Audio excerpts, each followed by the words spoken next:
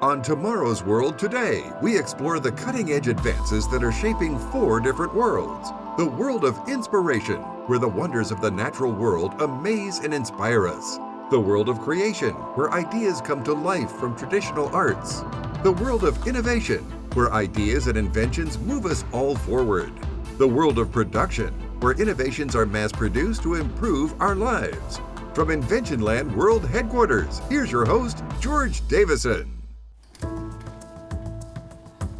Hey everybody, I'm George Davison. Now you might be wondering, what am I doing with all this old computing technology? Well, we're sending them out to be scrapped and recycled because we're switching everything to the cloud.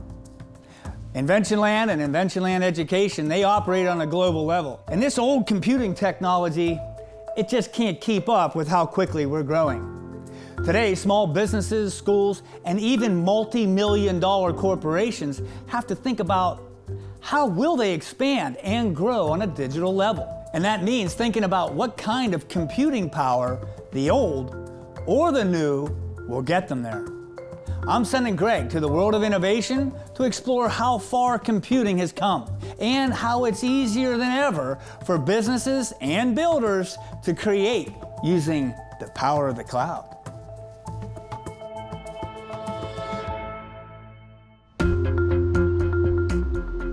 Each year, more than 14 million new, small and medium-sized businesses are created globally.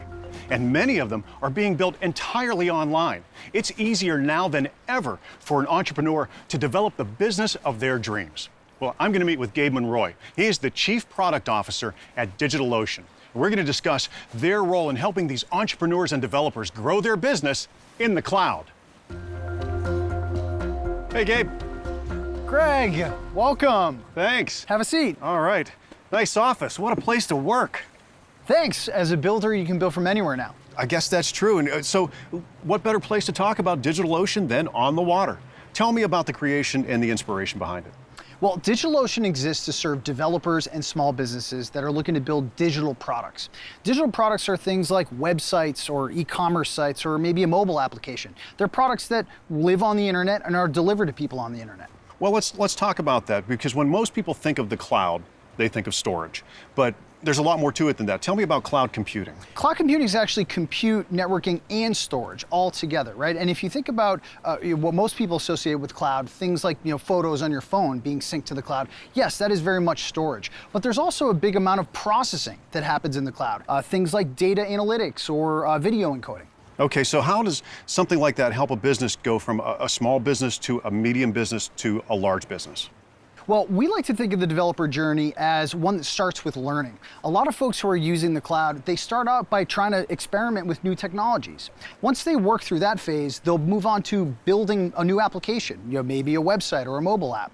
And once that app gets some amount of traction, they'll work on scaling that application, and that's really where they get the big advantages of the cloud. Well, I guess that's where droplets come into play. Yes. Okay, explain those to me.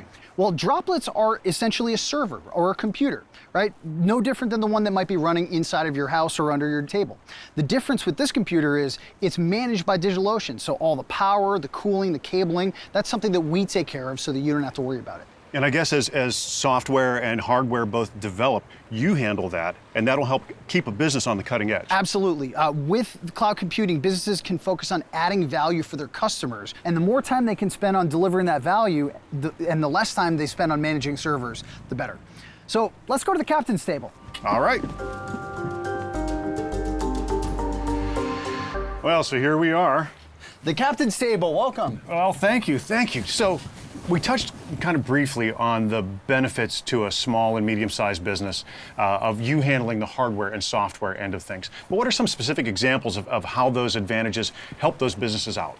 Well, have you ever tried to order clothes online and then the clothes that you get in the mail don't actually fit? Oh, yeah.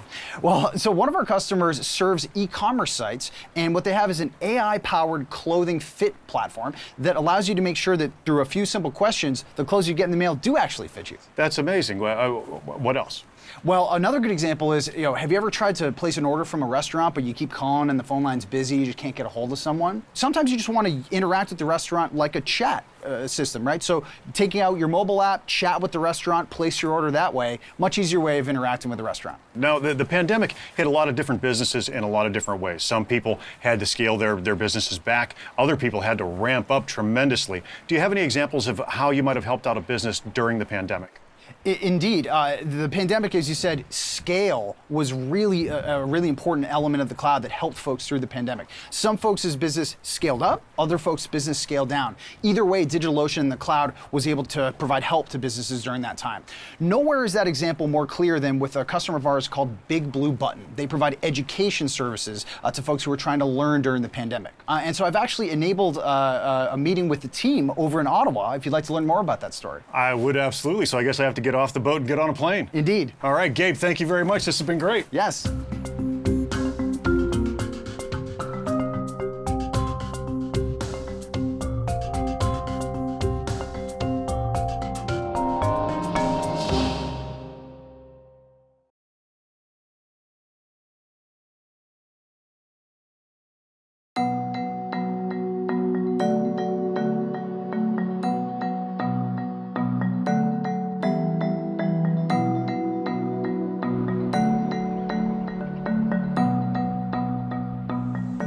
In 2020, there was a huge shift in the educational world. When the pandemic hit, online and remote learning, which had been an option offered by most schools, became an absolute necessity. Big Blue Button is the only virtual open source teaching platform in the world. Their virtual classrooms are designed to help teachers engage and interact with their students remotely. But they knew when this global pandemic came upon us that their existing servers would not be able to rise up and meet that challenge. That's why we're here at Carleton University in Ottawa. We're going to meet with Fred Dixon. He's the creator of Big Blue Button, and we're going to discuss how DigitalOcean helped them rise up to this new global demand without sacrificing the integrity of any of their students' educational experience.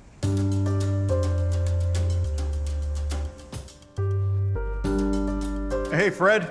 It's a good thing your virtual classrooms are packed because this one's empty. It is, but I've got a ton of people online watching the lecture right now. Well, can I steal you away from them for just a minute or two and have a little talk? Sure, let me just finish up and I'll join you. Great.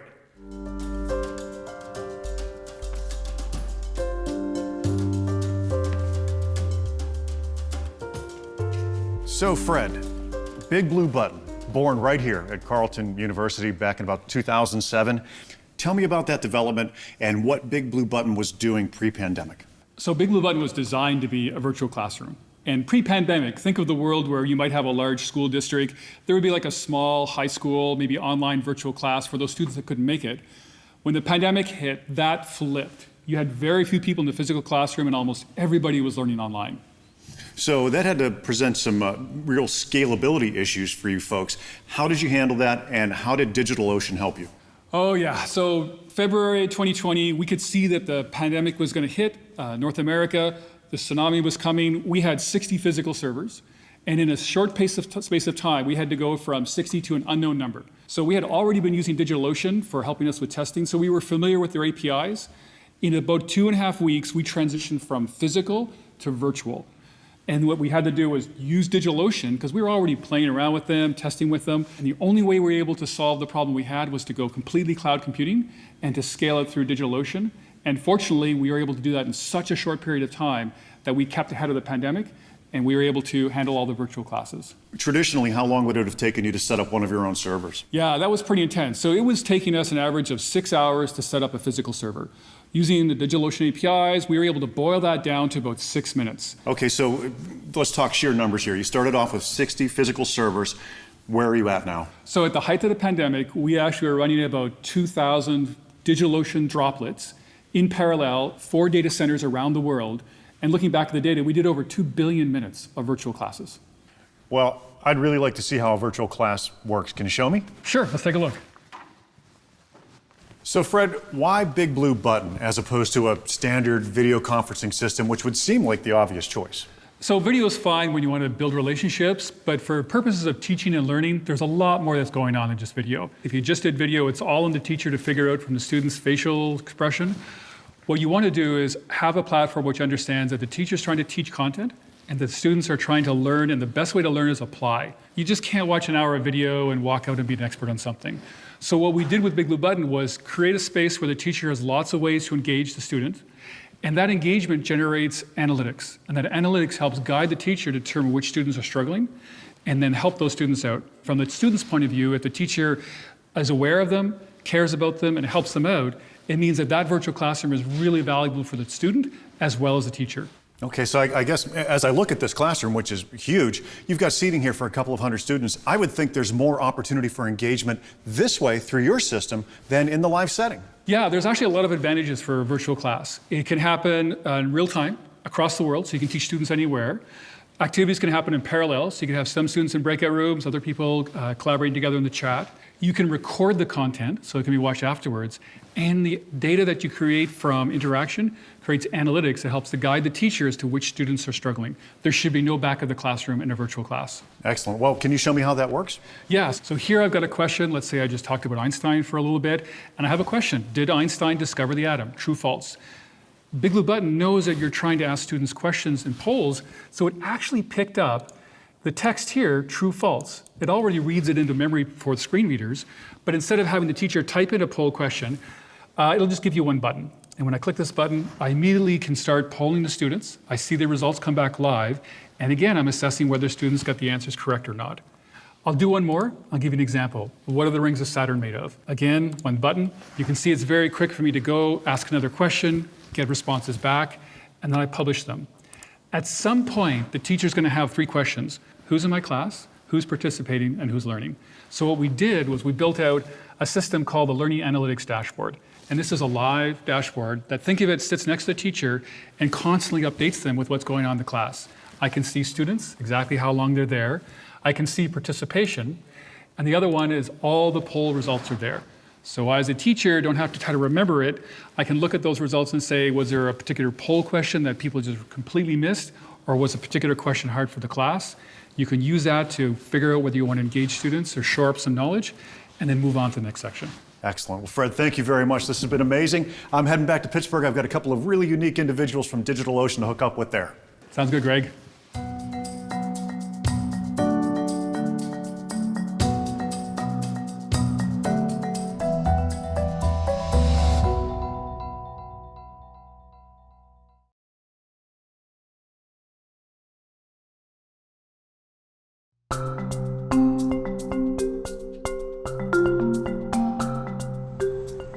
I'm in Pittsburgh, at one of the highest points in the city on Mount Washington at the Monterey Bay Fish Grotto. I'm going to be speaking with Kwesi Ansari about DigitalOcean's global startup program called Hatch.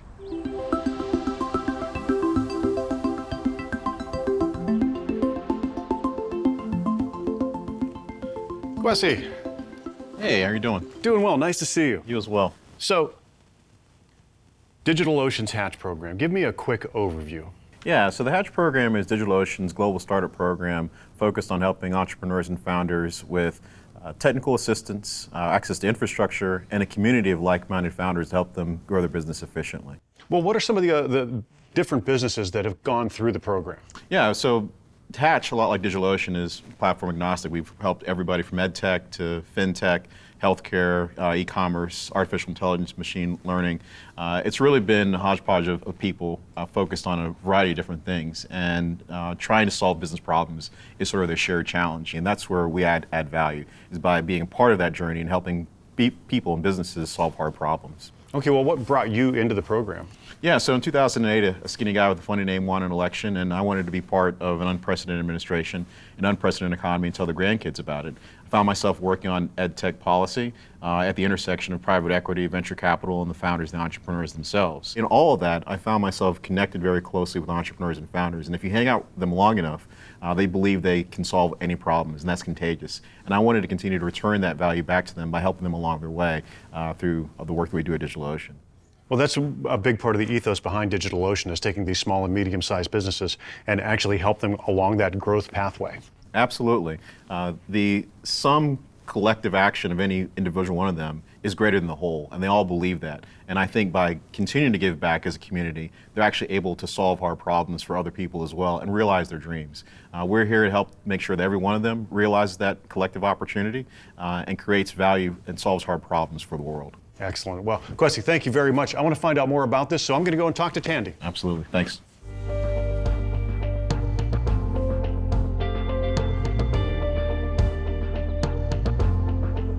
Hi, Tandy. Hi, nice to meet you. Nice to meet you too. So I spoke with Kwesi about his role with the Hatch program and how he helps small and medium-sized businesses as a startup, kind of at the very beginning of their journey.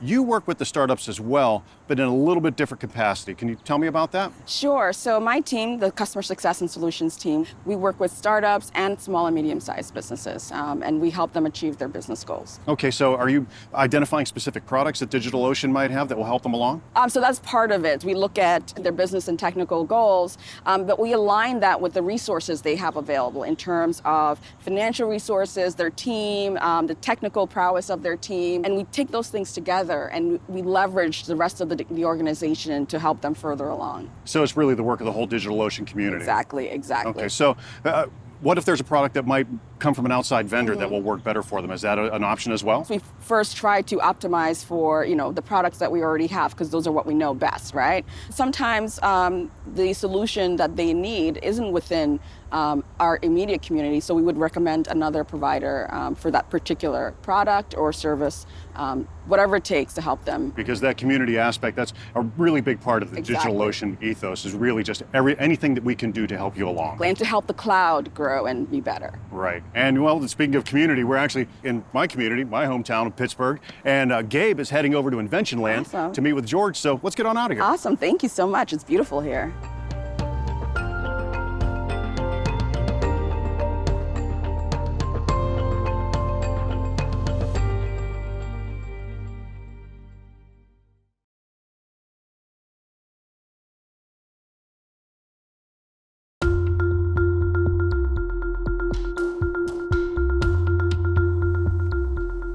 Hey, Gabe. Hey, George, how are you? I'm great. Welcome to Invention Land. Thanks, I'm so happy to be here. Well, we're thrilled you're here. We're working on some stuff, and I saw this graph, and I thought, is this accurate? We're looking at this kind of growth right now in the cloud? The cloud has been growing like crazy. And actually, when you think about it, there's really two trends that are driving this phenomenon. The first is this idea of digital products, right? Websites, e-commerce sites, mobile applications, an education platform, all being delivered on the internet for consumers who want to access it over the internet, right? And so that's a big trend going on right now. Makes sense. The other thing that's happening is folks are getting kind of tired of having to manage their own servers and infrastructure, right? It's just kind of exhausting, all those cables. It's a lot of work, right? And so if you take a look at this picture here, people are really looking to outsource and rent servers and equipment from a cloud provider like DigitalOcean. So, we've got 5 seasons of Tomorrow's World today, many, many terabytes of data. We have more seasons in the future. So what we'd like to do is to be able to deliver our shows to our audience all around the world fast and reliably. So that's what I'm curious about. Yeah, so if I'm understanding, you want to build a video streaming platform for Tomorrow's World today, and you want that to be accessible from anywhere in the world at great speed and performance. Yes. And you're looking at the cloud to do that. Exactly. I think the cloud is exactly what you need. All right, good. That being the case, your people sent me some images that I thought would need some explanation. These droplets? What's a droplet? So a droplet is a really important product for DigitalOcean customers. This is the manifestation of a server running in the cloud. It's just with this server, you don't have to worry about maintaining it. You don't have to worry about power and cooling, cabling, all that annoying stuff. We take care of all that for you. Very nice. So if I was to add to that and want to really grow it out, what's the capacity? How big can I get? Well, we have customers who run hundreds, thousands, even tens of thousands of droplets. The only limiter is how much capacity we have in our data centers, and we've got a lot of capacity. All right. And then they sent me this thing called a Kubernetes. How do you say that word? Kubernetes. Kubernetes. Yes, and you were just talking about if you want to run lots of servers in the cloud, lots of droplets in the cloud. Yes. How could you make that work? And really what Kubernetes does is it makes it possible for you to manage a group of servers as one thing, right? So if one of the servers fails, or if you have a big load event, because lots of people want to watch Tomorrow's War Today all at once, because you got a new episode out there, Kubernetes is going to make that a lot more reliable and scalable for your customers. That sounds really good. So, there's always a better way to do something, Gabe. So I was just curious about, where is the future going with cloud computing? Well, the future is what we call serverless and ultimately locationless technology. So today, if you want to use something like Kubernetes, you have to pick which physical data center you want to run that in. So you could run it in, let's say, Australia. In the future, you're not going to have to worry about where in the world your data center is located. You just say, I want to run my application in the cloud. I don't care where. And the application will magically move wherever it needs to in the cloud and provide the best possible performance for your end users. That's sounding really good. All right, so I'd like to learn a little more. How do I get this thing started? Well, I got a free trial code that will give you some credits to try DigitalOcean out. You interested? Ooh, we like free. Sure. Let me drop them to you. Got it. Awesome. Thanks for coming in. All right, thanks, George.